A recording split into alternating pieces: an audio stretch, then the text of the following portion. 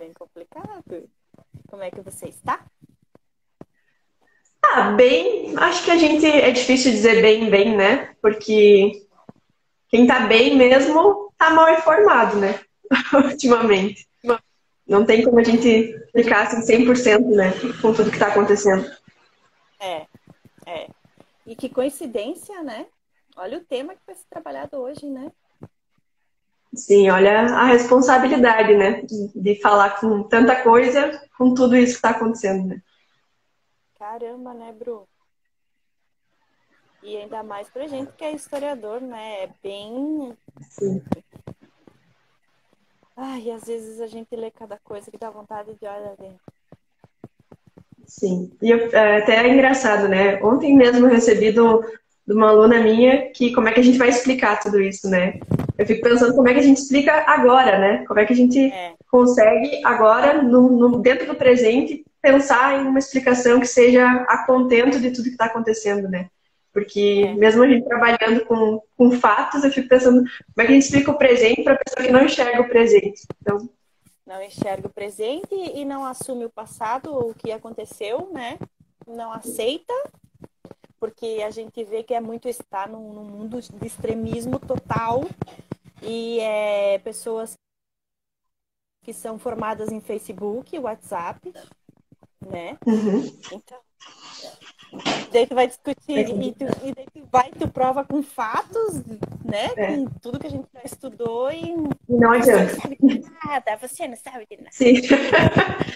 Sim. A gente, né, passa muito tempo da vida estudando para, mesmo assim, alguém que viu uma notícia saber mais que a gente, né? Então é bem complicado Bruna, mesmo.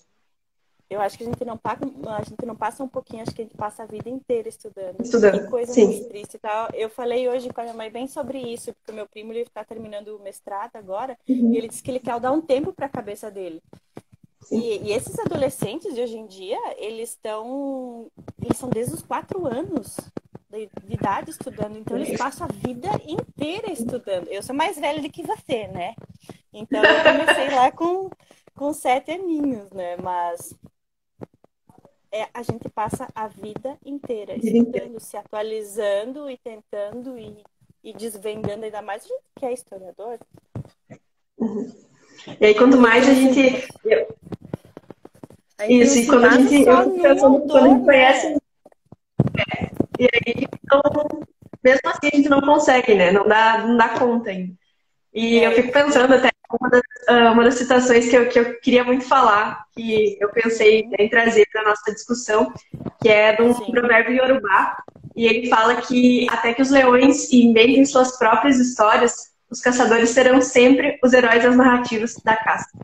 Né? Então, até é verdade. que a gente comece a contar as nossas próprias histórias, a gente sempre vai ser refém de Le- quem tem o poder de contar, né?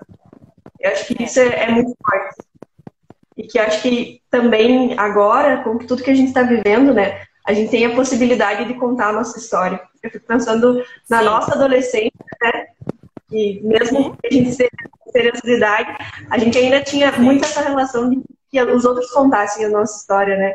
E que É, agora eu vejo o poder, pelo menos da geração, eu vi vários alunos meus ali participando da live, que me deixa muito feliz, porque é essa geração que está contando a própria história, né? Tem esse é, poder transformador que muitas vezes a gente não teve essa oportunidade, né? Não teve esse privilégio de saber que a gente também podia contar a nossa própria história e não deixar que ninguém contasse, né? é, é fantástico. É fantástico isso. Assim, se hoje em dia a gente pode contar a nossa própria história, é graças a essas pessoas que estudam pra caramba e que conseguiram lutar, e mesmo a gente não sendo reconhecido como historiador, que a gente está ainda na Uhum. luta, é Sim. graças a todas essas pessoas que estão aqui hoje em dia, né? Trazendo um pouquinho, e mesmo assim a gente não tem valor, né? Mas isso aí fica para uma Pensar outras coisas. isso. E a gente fica, né, nesse duelo, assim, de pensar que a gente está vivendo um negacionismo da ciência, né? Está vivendo um negacionismo de tudo que a gente já estudou, né? De tudo que deveria ser reconhecido como estudo científico. E a gente tá nessa luta, né? É. E a gente sabe que vai ser uma luta assim, ó, há muitos anos, a gente vai estar assim, né? E a gente sabe que vai entrar novos historiadores que não vão nem querer nada com nada. A gente sabe que existe isso também. A gente sabe que em toda área existe isso, né? Tanto a gente vê que na medicina também, agora com todo esse caos, médicos deixando de lado a profissão de medo. De medo. Né? Tipo, de não pensar em primeiro em si, que é o que a gente vê muita gente, né? Pensa em seu próprio umbigo, esquecendo a sociedade, as pessoas que acham que não fazem parte da sociedade, né? Eu sou da elite, eu não faço parte dessa sociedade que está aqui fora. Sim, e pensar, né, em toda essa relação de que, como toda essa formação social nos forma, né? Inclusive, enquanto mulher latino-americana, né? Que é o que a gente também pensou em falar hoje, né? De que demorou muito tempo, pelo menos, para que eu me reconhecesse ou falasse, né? Enquanto mulher latino-americana, né? O peso que é a gente se reconhecer também. Então, já que a gente está aqui dele papear, eu apresento a vocês essa mulher incrível, maravilhosa, que apareceu na faculdade para mim. Ela é minha irmã de alma e coração mesmo. Ela é essa canceriana maravilhosa, que eu amo ela. Então, essa é a Bruna Anacleto. Ela é formada em História, a gente fez faculdade junto. Não, a gente não chegou a fazer nenhuma cadeira junto, né? Não, mas a gente estava mais junto do que se a gente tivesse estudado. Né? Eu acho que é bem isso, porque a gente estava sempre junto, mas não estudou junto, realmente não, mas estava na mesma faculdade. E está fazendo mestrado na Universidade Federal do Rio Grande do Sul, isso ou não? Na Federal do Rio Grande do Sul. No campus de Erechim. Tu me corrige, porque a pessoa, tu sabe, né? Que ela tem um probleminha aqui assim na cabeça, né? Isso, cara. E ela trouxe esse tema lindo, maravilhoso, que é a mulher latino-americana e o feminismo anticolonial. Então, se apresente, Bruno, e vá lá. Nem sei mais o que falar, né? Você já falou todos os pontos da formação ao lado até mais sensível, né? Do meu mapa, segundo, né, a leitura. Mas é isso, né? De encontrar que a gente se encontrou na vida, né? Para seguir lutando junto e pensando em possibilidades de criar uma resistência, né? E criar uma resistência através dessa resistência feminina, né? Que é muito importante. E quando eu pensei em falar sobre... Quando tu me convidou, né? Eu tô super privilegiada, né? Por fazer uma live contigo e falar sobre esse tema, que é extremamente necessário e um tema muito forte para mim, né? Por todas as minhas andanças e por essa questão de me reconhecer dentro do meu tema. Eu acho que isso foi o que mais me motivou a falar sobre, porque durante muito tempo, inclusive na faculdade, eu acho que a gente precisa fazer essa análise também, de que a gente estuda sempre os outros, né? De que a gente estuda a partir dos outros, sobre os outros, com muitas vezes um olhar extremamente eurocêntrico, né? Falando sobre a nossa história. E aí foi justamente na Universidade Federal da Fronteira Sul que eu me encontrei com esse tema, né, que é o anticolonialismo, a decolonialidade, que é falar um pouco dessa vivência e dessa história construída pelos latino-americanos, né, pelo sul global, que é mais ou menos esse território da onde a gente fala. E aí eu separei alguns tópicos justamente para não me perder, porque quando vê a gente está falando, né? Sim.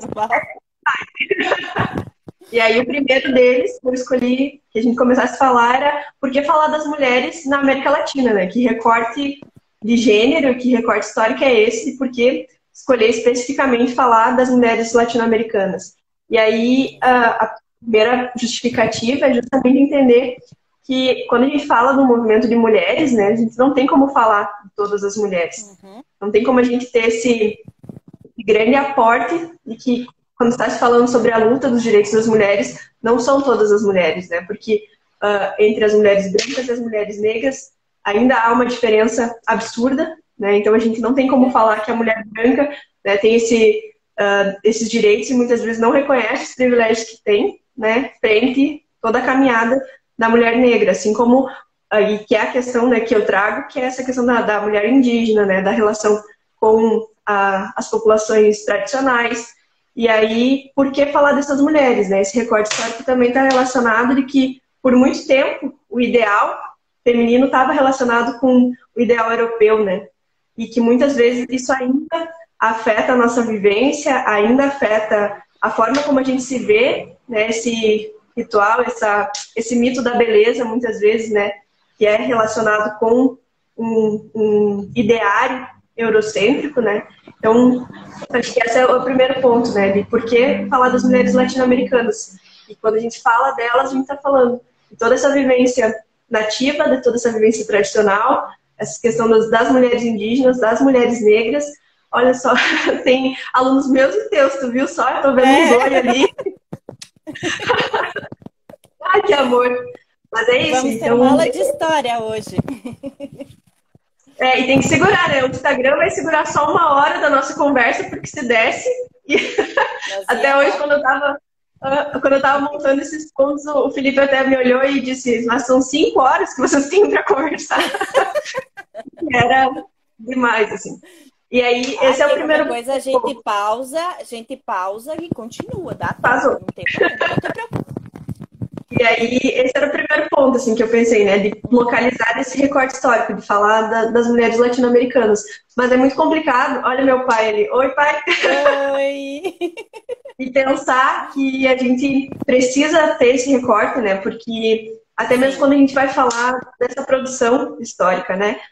Só se a gente for pensar agora no tempo de distanciamento social, né? Enquanto que a produção dos homens, ela alavancou, né? Por estarem em casa, a produção acadêmica das mulheres, ela decaiu justamente por causa dessas jornadas duplas, né? E esse trabalho todo que é delegado à mulher. Então imagina uma produção, olha outro gatinho, uma produção que seja das mulheres latino-americanas, né? Das mulheres nessas condições que socialmente, historicamente, são formadas desigual, né? Então, como é que a gente vai pensar e falar no movimento só? Agora minha mãe ali. Oi, mãe.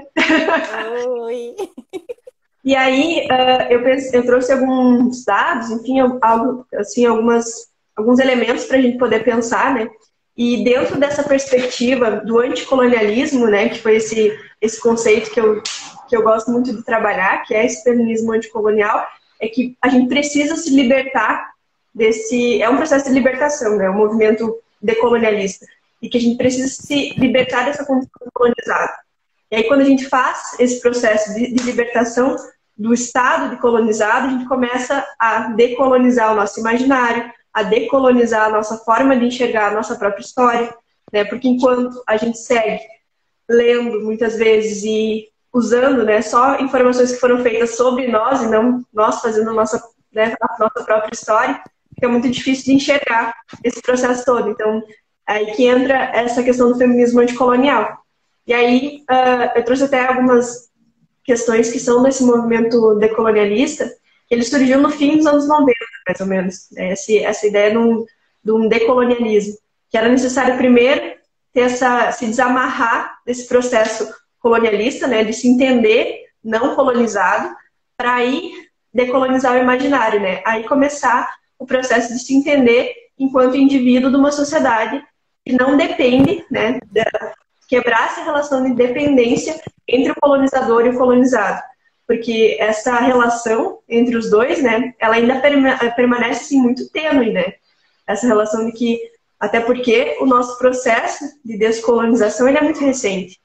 Então, como a gente vai, né, ter esse processo de decolonializar o nosso imaginário, se historicamente, até nosso processo democrático ele é muito recente. Muito, né? Nossa.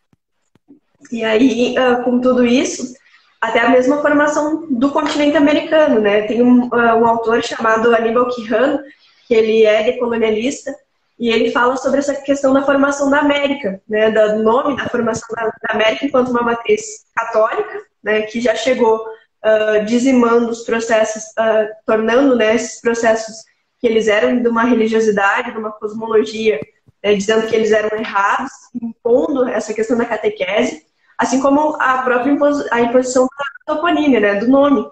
Mesmo que a gente se reconheça enquanto latino-americano, o próprio nome América foi um nome dado, né? E aí ele faz essa crítica de que, mesmo nesse processo, a gente está muito ligado a ainda usar nomes, né, para se reconhecer, são nomes que ele chama dessa questão da monocultura do saber. Ele fala que a Europa produz uma monocultura do saber, e que muitas vezes a gente só colhe da colheita que o europeu nos diz que esse produto pode ser consumido, né? Eu gosto bastante desse termo da monocultura do saber, justamente porque ele justifica muito, né, desse nosso processo de formação também. Então, esse é um dos primeiros, uma dessas primeiras coisas que eu queria trazer para a nossa discussão. E é fantástico, né? Porque se tu... É muito recente tudo isso, né, Bru? A gente tem ainda muito impregnado e está muito no automático ainda essa parte da descolonização, toda essa parte de que está impregnado no nosso eu, e vem junto com tudo isso, vem o patriarcado, que a gente já sabe, e está na nossa política, e está muito vivente em nós ainda. E ainda mais para nós mulheres, que é o que tu traz aqui. Nossa, imagina a luta que essas meninas que estão vindo agora vão ter ainda para desconstruir tudo isso. Sim. Né? E porque não são todas as pessoas que sabem falar sobre isso. Como? A gente está num processo inicial, né? A gente está engatinhando nesse processo da descolonização para ir chegar numa pauta feminista dentro desse todo, né? Sim. E ainda a gente sabe que... Pode falar. Não, e eu ia dizer, e ainda a gente sabe que mesmo assim, a gente lutando por uma causa, ainda é que nem eu falei antes com o Julie, a gente tem pessoas dentro das causas que estragam tudo. Sim, que ainda tem essa falta desse reconhecimento, né? Mesmo dentro de uma orientação política, muitas vezes, né? E que é muito difícil a gente associar tudo isso, né? Então, a ideia de trazer essa questão da mulher latino-americana é justamente tentar se identificar, né, dentro do movimento de mulheres que acaba por, assim, não tem como dissociar, né? As lutas das mulheres campesinas, das mulheres ribeirinhas, das mulheres negras. A gente precisa entender esse todo unificado, né? Então, não tem como falar das mulheres latino-americanas sem considerar todas as mulheres que lutaram para que a gente possa discutir essas coisas, né? E que é justamente nessa perspectiva que o feminismo anticolonial, o feminismo decolonial, como é mais utilizado, que busca, né, tentar interpretar, entender que não é uma nova onda do feminismo, nem nada disso, né? É simplesmente de reconhecer essa luta, que ela é milenar, né? Se a gente for pegar todo o processo histórico, a formação histórica do continente, né? A gente tem um processo milenar de luta, né, das mulheres, nesse caso, né, tentando sobreviver à colonização, né? Então, tudo que a gente tem de processo cultural, hoje em dia, né, toda a nossa resistência está relacionada a essa luta. E aí, por isso, pensar as mulheres latino-americanas é extremamente necessário, porque muitas vezes, e isso não é uma coisa errada, né, mas o porta de entrada, às vezes, do feminismo é muitas vezes por uma onda, né, que não nos representa, né? E que muitas vezes está relacionado com coisas que, inclusive, ajudam, né, a reforçar alguns estereótipos, né? E eu acho que essa crítica é extremamente necessária. Tem muitas, tanto é que às vezes eu prefiro não falar que eu sou feminista por causa bem disso, por causa de serem radical, de pregarem coisas que não é real, de não saberem a real história, a real luta daquelas mulheres ali. Então, às vezes, sabe, tu tem que se omitir. E também tem essa questão, né, de que como o termo, muitas vezes até foi utilizado de forma equivocada, né, como muitas vezes também ele está relacionado com questões, por exemplo, que são utilizadas para dentro de uma lógica de mercado, né, dentro de uma lógica capitalista, reforçando muitas vezes, né, um ideário capitalista. Então, por isso que o feminismo decolonial tentar romper com isso, né, porque não tem como a gente pensar num feminismo decolonialista, né, que seja anti esse colonialismo e mantenha as outras estruturas, né. Então, pensar um feminismo decolonial é pensar um feminismo que ele vai tentar romper com essa estrutura racializada, né, que mantém muitas vezes essas questões da desigualdade de gênero, da desigualdade de classe, né, então não ampara todos esses eixos, né. Então, o feminismo decolonial busca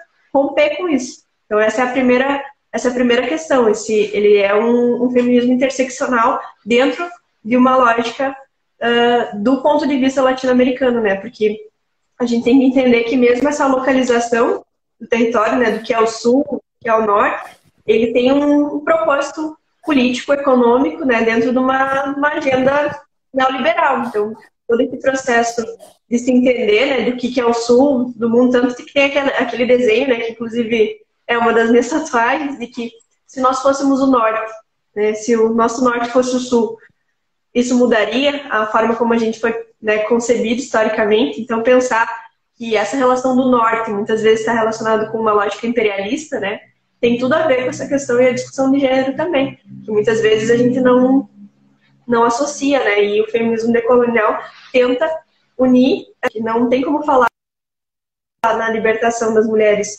latino-americanas, das mulheres campesinas, das mulheres indígenas, sem romper com essa lógica de classe, com essa lógica racializada, né? Não tem como a gente associar isso.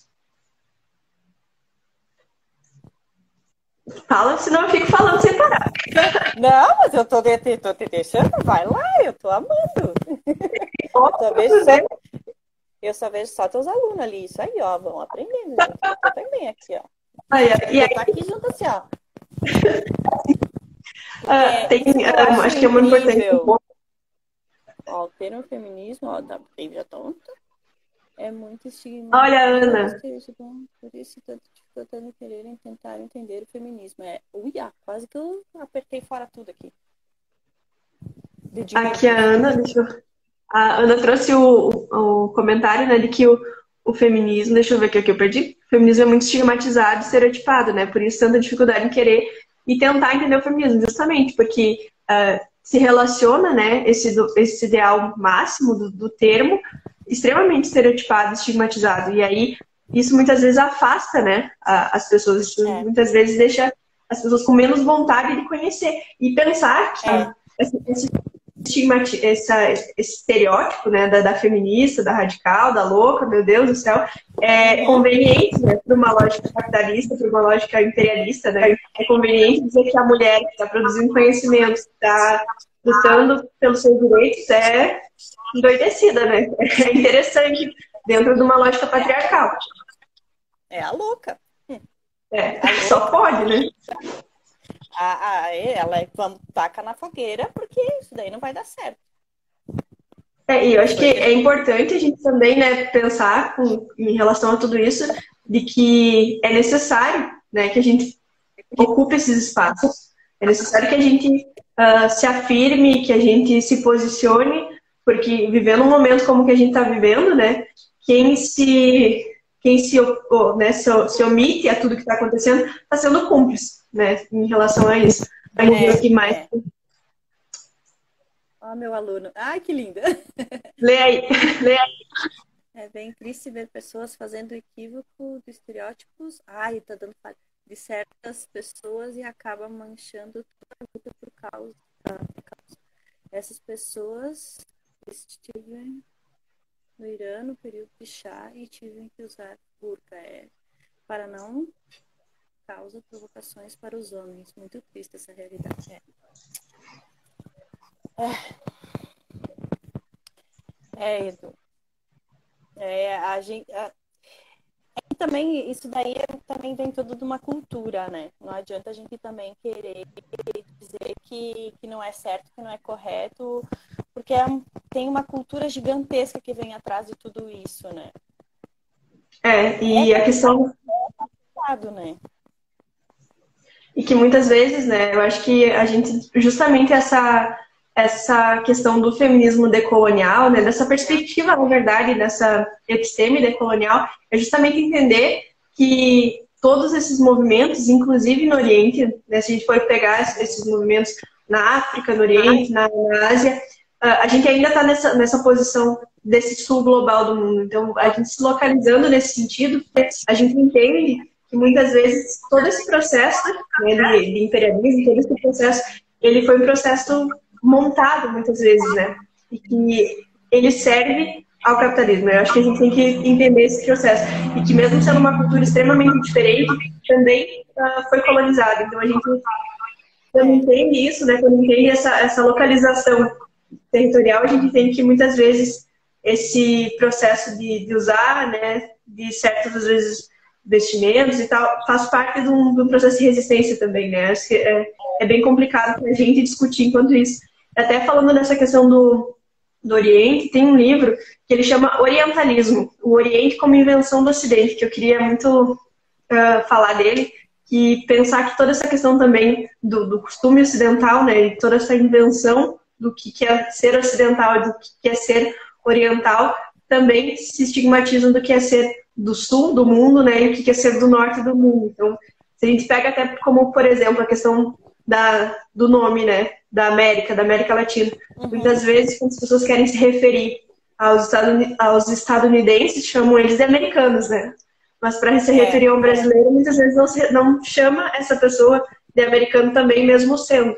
Então, como muitas vezes essa questão da nomenclatura, né, da forma como a gente nomeia as coisas, e como a gente se nomeia, a gente também está mostrando uma forma de resistência. Então, todo esse estudo, né, do decolonialismo, do anticolonialismo, ele busca romper com algumas questões da linguística também, né? O quanto é importante que a gente se assuma enquanto latino-americano, enquanto brasileiro, mesmo dentro, não no sentido, na verdade, tenta romper com o sentido nacionalista, não é nesse sentido, sabe? Não é nesse sentido de voltar a valores, nada disso.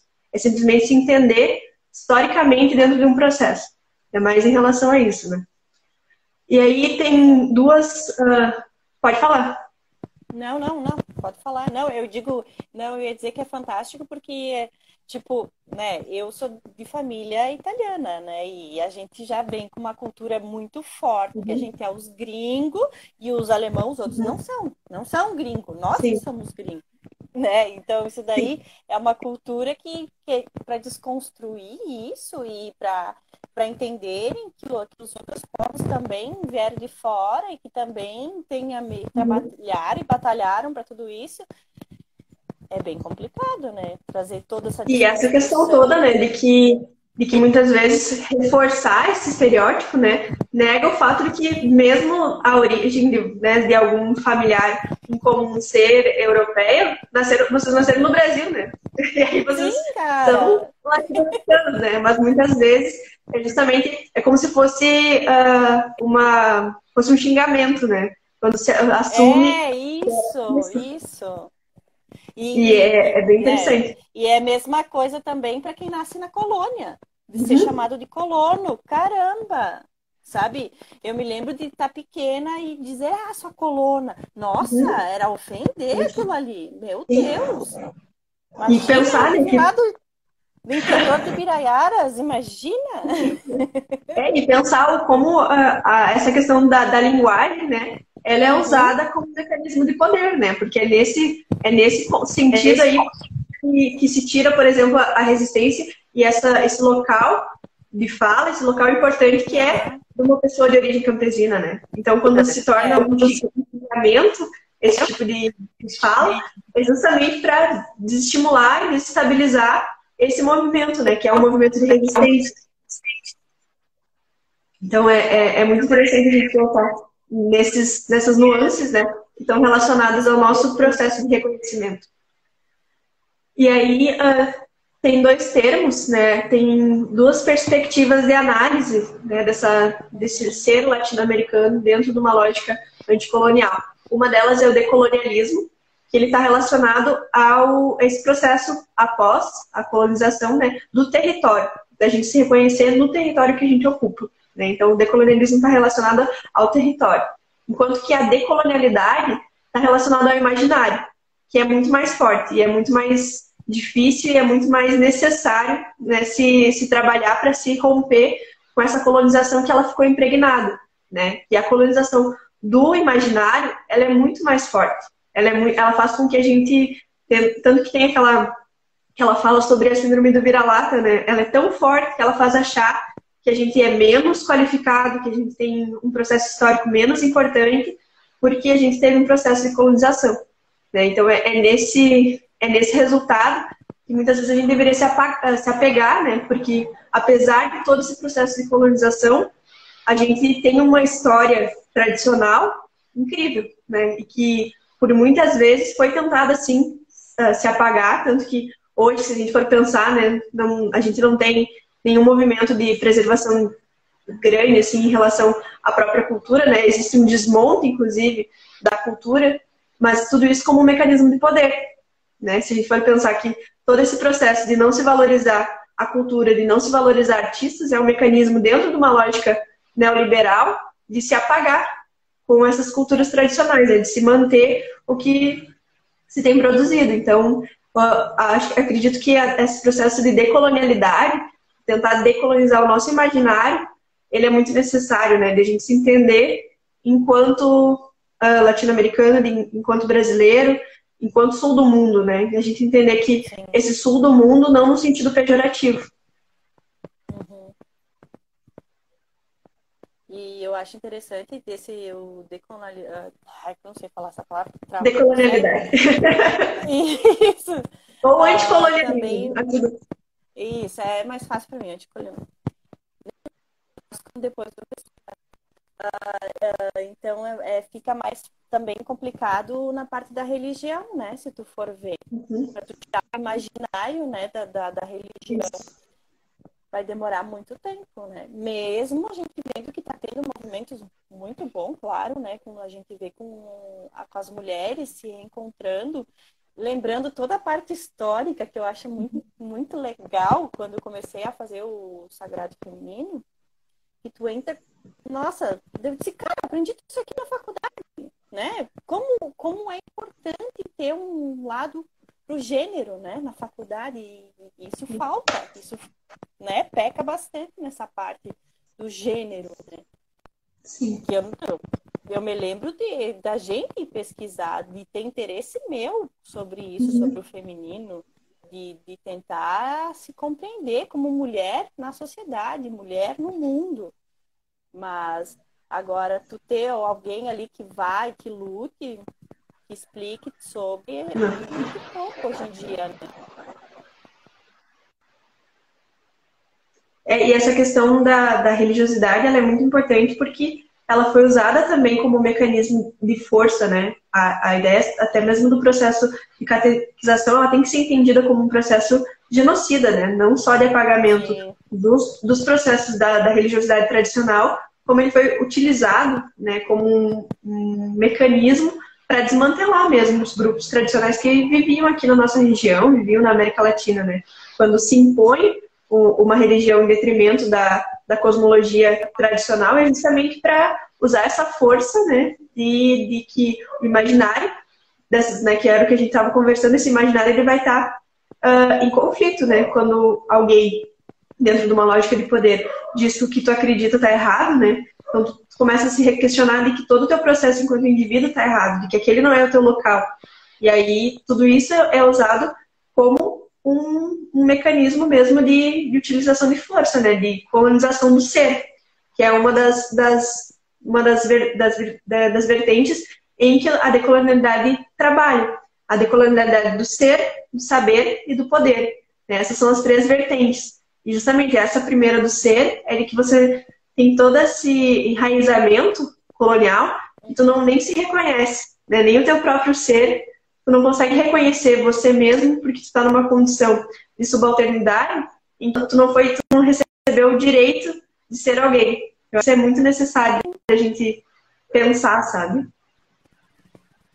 Bruna. Eu não sei se você está me ouvindo. Agora voltou. Tá me ouvindo? Um apagão teu. Aqui deu um apagão teu. Tá me ouvindo agora? Agora sim. Sim. Aqui ficou carregando, assim, vários minutos e eu fiquei, meu Deus, estupid. Sim. Mas pode ser minha internet também. Ou a minha também vai ser, né? Mas o ser nunca é ser, né? É sempre o fazer pelos outros, né? E que é nesse processo que a gente se perdeu, né, muito. E que acho que agora... E agora, tu falando isso, né, me remeteu, porque, tipo assim, ó, claro, a gente tem família, tem a cultura que vem com tudo junto, né? Mas impor, tu tem que fazer isso porque a minha mãe fez, porque o meu avô fez, toda a ancestralidade fez, tu tem que fazer isso. E aí tu dá espaço para tu ser, né? Isso. Já vem com uma predisposição. E isso é uma consequência do colonialismo, né? Não está dissociado, a gente precisa entender, e eu acho que isso é muito importante, tanto que quando eu comecei a estudar sobre isso, eu queria falar sobre todo mundo, com todo mundo sobre isso, sabe? Só faltava eu bater na porta das pessoas, eu tenho 13 anos para ouvir a palavra. Eu sei como é isso. Era a vontade que eu tinha, assim, sabe? As pessoas precisam, né, estudar, entender isso. Sim. Porque é muito isso, sabe? E eu fiquei pensando também o quanto, muitas vezes, a nossa própria formação, inclusive, eu tenho muito essa crítica, né, de que a gente foi ensinado, né, o processo de educação, ele precisa ser decolonializado urgentemente, sabe? Imediatamente, ele precisa sofrer um processo de descolonização, porque ainda tem um processo, uma estrutura educacional que ela é extremamente colonialista. Né? A gente ainda tem um processo focado... E aí de você fazer diferente, né?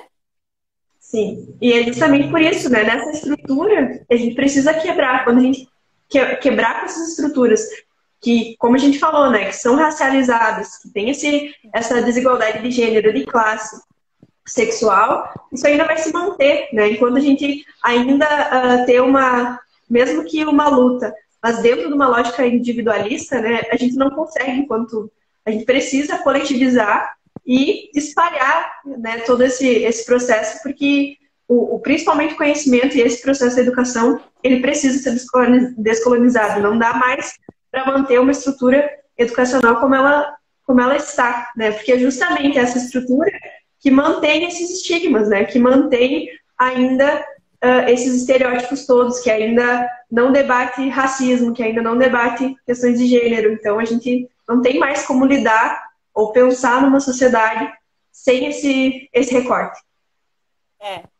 Ou agora, como é que eles estão fazendo? Eles estão impondo matérias novas, conteúdos novos nas diretrizes para tudo. E aí, pensar que, além de tudo isso, né, como é colonialista, porque aí quando a gente começa a perceber isso, a gente vê o quanto, justamente, um processo que deveria envolver todo mundo, né, ele é de cima para baixo. Sim. Então, ele está repetindo uma lógica colonialista. Né? Pronto. Nossa. É muito interessante. E essa questão do colonialismo do saber está relacionada justamente ao fato de que, muitas vezes, a gente lê, a gente se informa por autores europeus ou por autores dos Estados Unidos. A gente muitas vezes não consome material, não consome cultura, leitura feita por pessoas da América Latina ou música latino-americana. Então, porque muitas vezes a gente tem esse ideal do que o de fora é melhor, né? O que é feito na Europa é melhor do que é feito aqui. A música dos Estados Unidos é melhor do que a música que é feita aqui. E é justamente, não é por mal, muitas vezes, que as pessoas fazem isso, né? É justamente porque não se reconhece esse processo. Sim. Então, como é que vai gostar não sei, de milonga, né? Que seja, vamos pensar numa música, né, aqui do sul do mundo. Não tem como a pessoa gostar disso se ela não se reconhece parte daquele processo, né? Sim. Então, aí está a decolonialidade do saber, né? Esse decolonialismo que ele é esse processo do aprender, né? Vamos ler aqui. Vamos ver. Sim, a gente precisa descolonizar urgentemente. Só assim a gente vai avançar na luta. Não tem como a gente não avançar. O processo tem que ser relacionado à produção de conhecimento, né? A gente precisa de investimento dentro das áreas de ciências humanas para continuar esse processo. Enquanto que a gente sabe que a gente está combatendo tudo isso e mais um próprio ministro da Educação que fala que as ciências humanas não servem para nada, né? Então, é claro que não serve para nada, porque o nosso estudo, ele investiga e ele desmantela pessoas que ocupam cargos como o dele, né? Então, é óbvio que a gente é uma ameaça. Então, a questão do saber, né? E a questão do poder é sobre os lugares que a gente ocupa, né? Decolonizar o poder é tentar entender que muitas vezes a gente tem como herói, enfim, nesse sentido, sabe? De ocupação de um cargo de poder, muitas vezes alguém que não nos representa, que não é nem de longe alguém que representa as nossas lutas, né? Então não tem como a gente ocupar esses lugares de poder, enquanto que as pessoas que representam a gente não condizem com o que a gente é. Então, eu E acho nem que essas sabem três... às vezes, né? Isso, que ignoram, inclusive, né, propositalmente, dentro desse processo, É, todas essas minorias e todas essas pessoas que envolvem essa questão do anticolonialismo, né? Então, é muito interessante pensar que está tudo relacionado, né? Até hoje, quando eu conversava com um grupo de alunos, a gente falava sobre isso, de que falar de anticolonialismo, falar de mulheres latino-americanas é falar de política, né? Viver é tomar partido, eu diria grande. Então, a gente precisa ocupar esses espaços, tomar partido, fazer, né, de lugares como esse, né, de uhum, lives, espaços na internet, espaços que a gente ocupe e descolonize. A gente precisa descolonizar os espaços, sim. descolonizar o processo de saber para poder ocupar lugares de poder, para poder mudar essa lógica, né? Estou empolgada, vou E, tomar uma água. é, e não, e eu acho fantástico isso que nem tu trouxe esse tema que eu achei muito, muito, muito bom. A Charlie também, nossa, foi Sim. foda na área. Olha a pessoa falando palavrão, foi foda na área dela. E também todas as meninas que estão participando aqui e mais as que vão participar, porque eu já fechei até agosto, Bruna, com meninas, assim, Eba! para conversar. Muito massa, assim, porque é bem isso, a gente precisa desconstruir tudo isso e mostrar uma nova realidade, já que a gente não pode, a gente é podada em sala de aula, porque a gente é podada, dependendo da Sim. escola que a gente faz, e outra a gente tem que. A Carol também vai trazer um tema muito legal, segunda-feira, Ah, né? que Então, como a gente é podada, e às vezes, vamos dizer assim, a gente tem que se prostituir, porque para a gente fechar a carga horária, a gente tem que dar matérias que a gente não sabe. A gente sabe que às vezes a gente tem que dar geografia, uhum. sociologia, Ah, filosofia, daí a gente tem que se matar, artes, ensino ensino religioso. religioso. É, É um momento para a gente estar aqui, já que a gente está nesse distanciamento social, trazer um pouquinho de sabedoria, porque a gente, é como a gente falou no início do nosso bate-papo, a gente estuda pra caramba. A gente vai atrás e a gente não pode abrir a boca, ainda mais a gente que é mulher. e tá tudo relacionado, né? A gente precisa entender que a nossa busca, né, por essa libertação, dentro da lógica do feminismo decolonial, né, essa busca por libertação, ela é uma libertação que envolve todas essas estruturas, né, que não tem como se dissociar.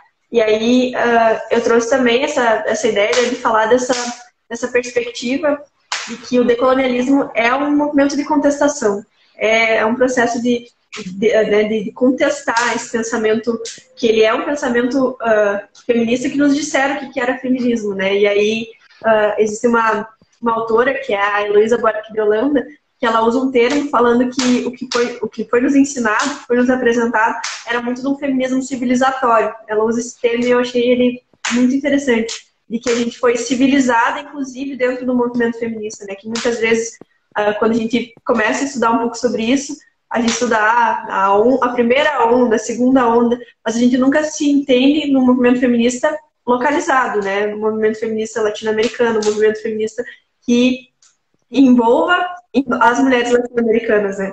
Então ela usa esse termo e eu acho esse termo muito interessante, né? De que limitar essas construções, né? Essas leituras que muitas vezes são hegemônicas, né? Do que é ser mulher, inclusive.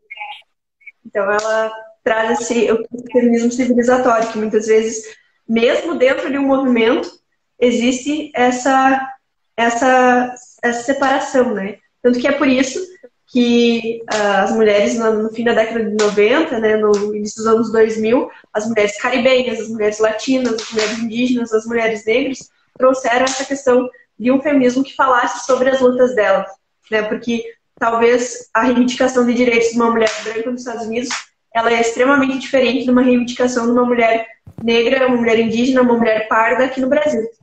Então, Sim. a gente precisa ter esse olhar e esse foco, né, com esse recorte. Esse recorte ele é extremamente necessário. Por isso que lá no começo, quando a gente falou, não tinha como falar do movimento das mulheres, né? Não tinha como a gente ter toda essa noção de, esse é o movimento das mulheres, porque não são as mulheres como um todo, e ainda tem que pensar que muitas vezes as mulheres brancas, principalmente, né, vão utilizar desse poder e desse privilégio para, de alguma forma, estigmatizar e muitas vezes reforçar a desigualdade com as mulheres pardas, com as mulheres indígenas, né?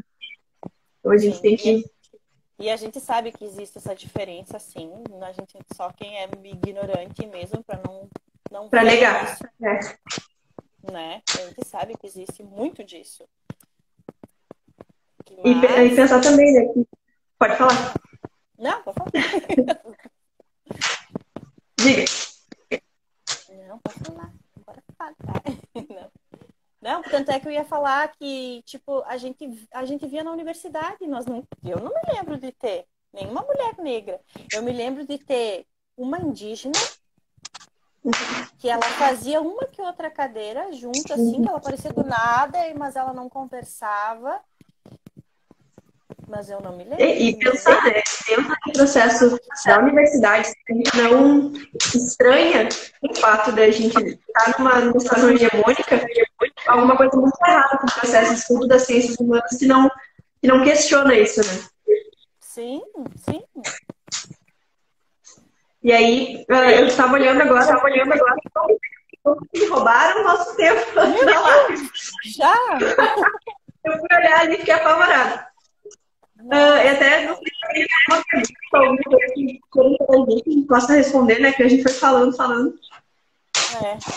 Gente, se vocês tiverem alguma pergunta, façam. Qualquer coisa a gente termina essa e começa a outra, não tem problema. Eu nem tinha olhado pro relógio, ainda bem que eu tô olhando. Não, e eu tava achando que eu ia acabar falando muito rápido, sendo que eu tenho um monte de coisa pra falar ainda. Eu vou aproveitar para falar rápido, senão eu vou esquecer.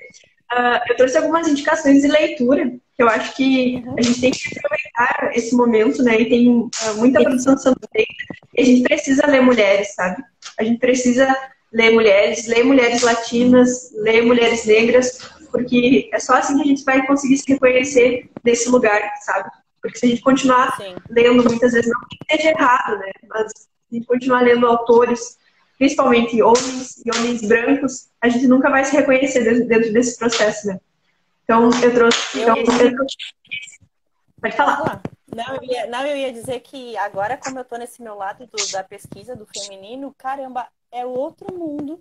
Eu só leio só livros de mulheres, artigos de antropólogas, arqueólogas, historiadoras, e é um outro mundo. É um outro mundo. Muito fantástico, assim. Então, eu recomendo também. Não tenho os livros aqui porque tá tudo guardado, senão eu ia trazer. Sim, eu separei uns aqui, eu gostei muito de falar sobre eles. Essa coleção aqui, chamada Feminismos Plurais.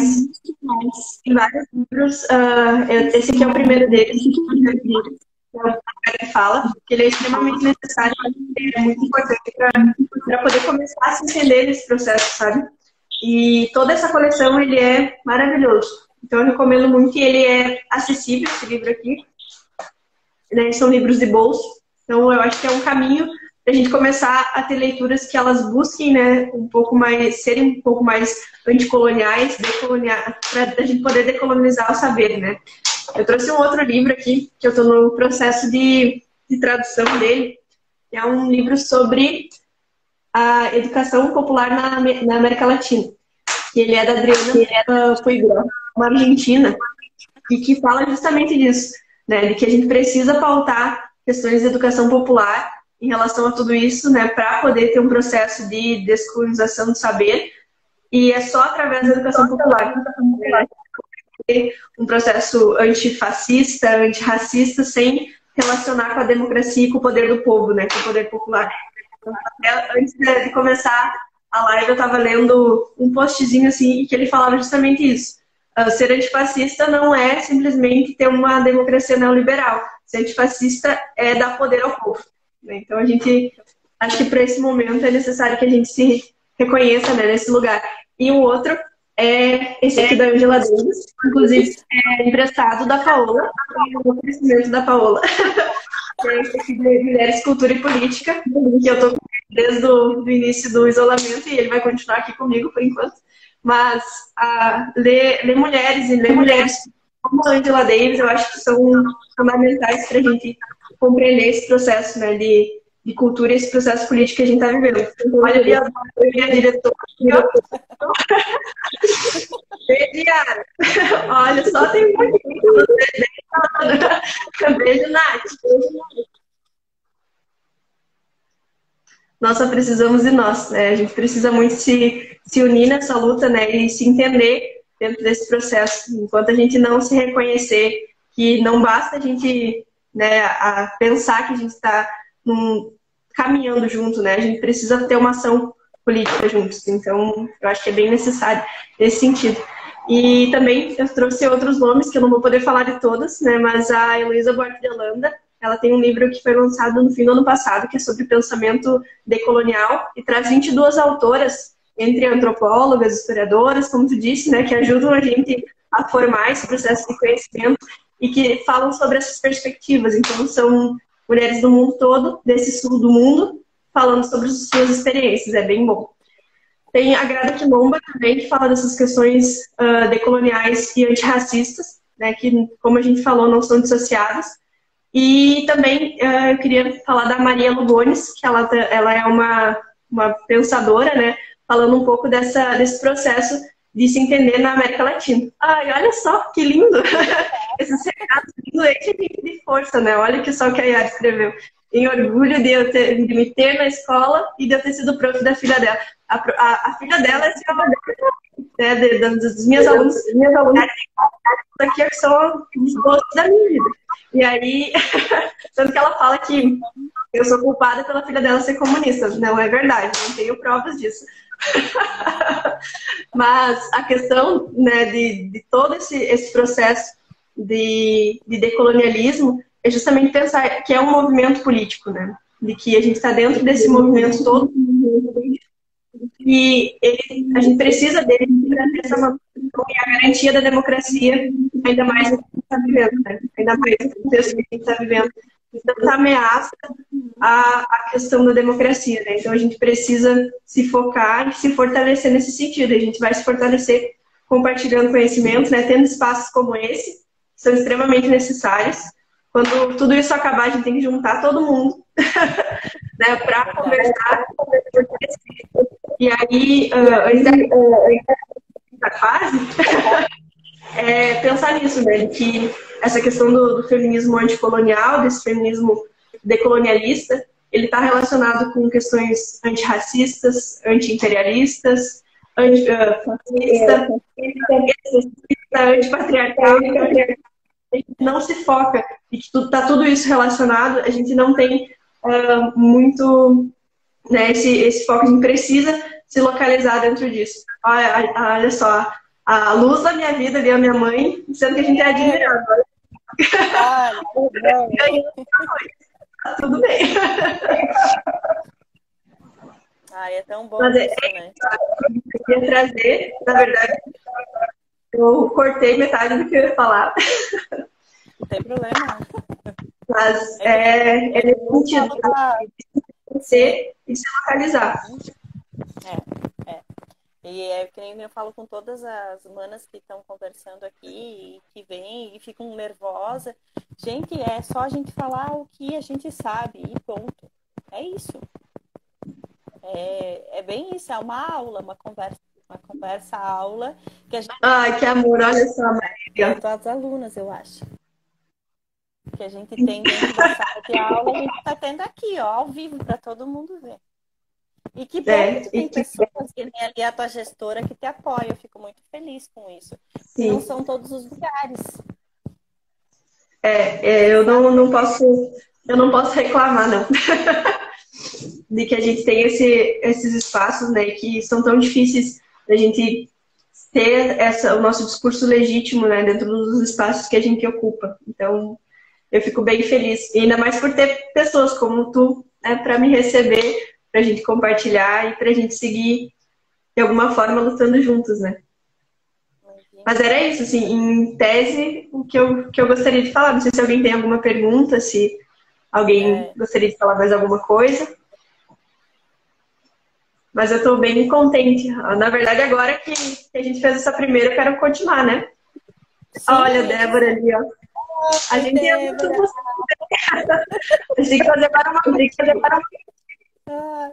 Tem que fazer uma live contigo, Débora. Olha, a Ana ali é maravilhosa também. Seremos plenamente livres quando todas as mulheres forem plenamente livres. A gente não tem como estar livre enquanto o nosso semelhante está com amarras, né? É muito necessário que a gente consiga fazer todo esse processo. E é justamente por isso que não pode ser uma luta individualizada, né? Não pode ser uma luta egocentrada só para as nossas necessidades, enquanto que as pessoas em volta de nós não tenham essa mesma possibilidade, né? Se a gente não reconhece, isso a gente não consegue seguir. Enquanto nós tiver uma visão que a irmã do teu lado é tua inimiga, vai sempre ser assim. E a gente vê isso tanto no sagrado feminino, a gente vê isso na história, que foi nos imposto que aquela ali seria tua inimiga. Não, não é tua inimiga. Vocês são... E justamente que isso foi propositalmente, né, localizado, né, esse processo que ele foi organizado dessa maneira justamente para que a gente não se organize, né? Olha, minha tia ali, Que amor! Ali em cima também tem uma aluna minha ali. Júlia, façam mais lives. A gente agora que juntaram a gente, pronto, né?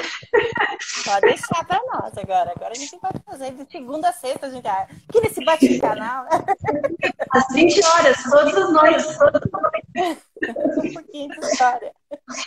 Mas eu tô bem feliz de trocar e compartilhar dessas nossas ideias para além, né? Sempre tem que ser para além. Sempre além. Porque que nem a gente sempre fala, a gente é historiadoras, mas cada uma tem uma área, gente. Cada uma vai pesquisar uma área que interessa e que eu digo que é para suprir um vazio nosso, assim. E que nem eu fui pro feminino também, mas eu fui pro feminino sagrado, na parte das religiões e dessa parte toda. A Bru foi para ali também, foi do latino-americano e toda essa parte da anticolonial. A Chali, que também é da história, cada uma vai indo para uma parte onde se encaixa. Então... E pensar que a gente precisa incentivar, né, também esse estudo das mulheres sobre as mulheres, né? A gente precisa se fortalecer nesse conhecimento.